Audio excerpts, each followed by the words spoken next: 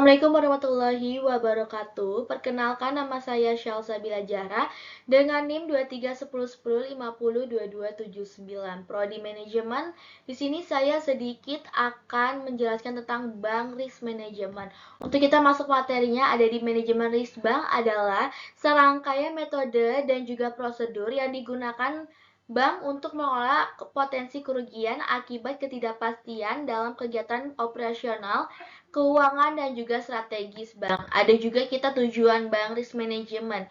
Yang pertama yaitu menjaga kelangsungan usaha bank, yang kedua meminimalkan potensi kerugian, yang ketiga kita ada meningkatkan kepercayaan nasabah dan juga investor, yang keempat kita ada memenuhi ketentuan regulator, yang terakhir atau yang kelima kita mendukung pengambilan keputusan manajemen. Di sini kita ada jenis-jenis resikonya atau 8 resiko utama bank. Yang pertama kita ada di resiko kredit, yaitu resiko akibat debitur yang tidak memenuhi kewajibannya. Contohnya kita ada di kredit yang macet atau NPL yang tinggi. Ya, kita juga ada di resiko yang kedua yaitu resiko pasar, yaitu resiko akibat kenaikan harga pasar, atau contohnya kita ada di perubahan suku bunga dan juga nilai tukar. Yang ketiga kita ada di resiko likuiditas, yaitu resiko akibat ketidakmampuan bank untuk memenuhi kewajiban jangka pendeknya. Contohnya ada di penarikan besar-besaran dana oleh nasabah. Yang keempat kita juga ada resiko operasional, yaitu resiko akibat kegagalan proses internal, SDM, sistem, ataupun kejadian eksternal. Contohnya kita ada di kesalahan input data atau kita di gangguan sistem IT. Yang kelima, kita ada di resiko hukum, yaitu resiko akibat tuntunan hukum dan juga kelemahan yuridis. Contohnya kita ada di gugatan nasabah. Yang keenam kita ada di resiko reputasi, yaitu resiko akibat menurunnya kepercayaan publik. Contohnya kita ada di berita negatif di media sosial. Yang ketujuh kita ada di resiko strategis, yaitu resiko akibat kesalahan pengambilan keputusan bisnis. Contohnya kita ada di ekspansi ke pasar yang tidak menguntungkan. Yang terakhir kita ada di resiko kepatuhan, yaitu resiko akibat tidak mematuhi peraturan. Contohnya ada di pelanggaran ketentuan OJK. Kita juga ada proses manajemen resiko bank. Yang pertama kita ada identifikasi resiko, menentukan sumber dan juga jenis resiko. Yang kedua pengukuran resiko menggunakan indikator kuantitatif. Yang ketiga kita pemantauan resiko, monitoring berkala melalui laporan resiko. Yang keempat kita pengendalian resiko, penetapan limit, SOP, diversifikasi, dan juga hedging. Kita juga di sini ada indikator pengukuran resiko bank. Yang pertama ada resiko kredit yaitu NPL, resiko likuiditas LDR, resiko permodalan CAR, resiko operasional BOPO, dan juga resiko profitabilitas yaitu ROA. Kita di sini penerapan manajemen resiko di bank, pembentukan komite manajemen resiko. Yang kedua penerapan enterprise risk management atau IRM. Yang ketiga sistem early warning system. Yang keempat audit internal dan juga eksternal. Yang terakhir kita ada di stress testing. Kita ada juga manfaat manajemen resiko bank. Yang pertama menjaga kestabilitas keuangan, yang kedua meningkatkan efisiensi operasional, yang ketiga kita mengurangi potensi kebangkrutan, dan juga yang terakhir meningkatkan nilai perusahaan.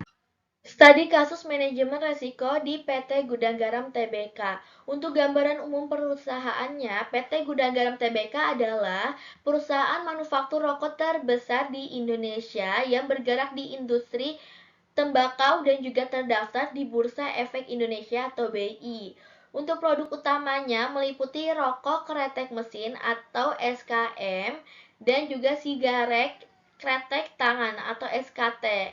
Dalam pemasaran utamanya, kita ada di dalam beberapa tahun terakhir, PT Gudang Garam menghadapi penurunan kinerja keuangan, terutama ada di laba bersih. Kondisi ini disebabkan oleh yang pertama kenaikan cukai rokok, yang kedua penurunan daya beli masyarakatnya, yang ketiga persaingan ketat di industri rokok, yang terakhir ada di perubahan regulasi pemerintah.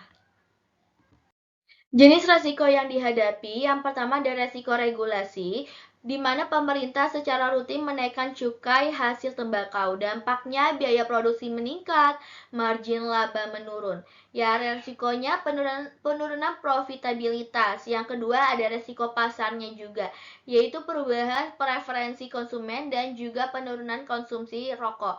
Dampaknya penurunan volume penjualan dan juga resiko pangsa pasar juga tergerus. Yang ketiga kita ada resiko operasionalnya, biaya produksi dan juga distribusi yang tinggi berdampak dengan beban operasional yang meningkat dan juga resiko efisiensi perusahaan menurun. Yang terakhir kita ada resiko reputasi, kampanye kesehatan dan pembatasan iklan rokok. Dampaknya citra industri rokok menurun dan juga resiko penurunan minat konsumen yang baru.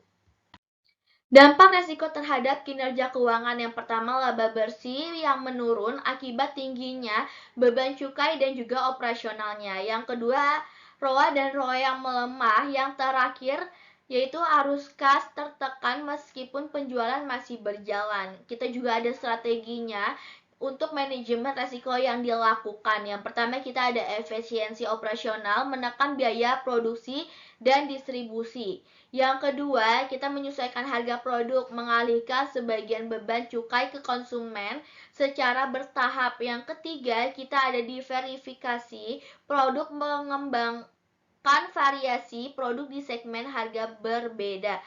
Yang terakhir ada di manajemen distribusi yang ketat, menjaga stabilitas penjualan di berbagai wilayah. Kesimpulan, PT Gudang Garam menghadapi resiko tinggi dari sisi regulasi dan pasar. Namun, melalui penerapan manajemen resiko berupa efisiensi biaya, penyesuaian harga, dan juga strategi distribusi, perusahaan berupaya menjaga kelangsungan usaha di tengah tekanan industri. Sekian presentasi dari saya. Wassalamualaikum warahmatullahi wabarakatuh.